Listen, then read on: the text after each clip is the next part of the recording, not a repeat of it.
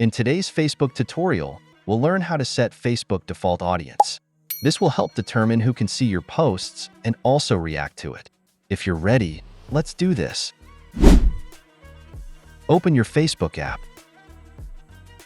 Locate Settings and Privacy button by tapping on the three lines at top right corner.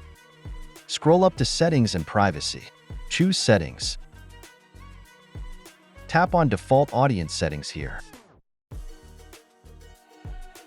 You can now customize the default audience settings to your preferred way. There's Public, Friends, and customize your current settings which you're using.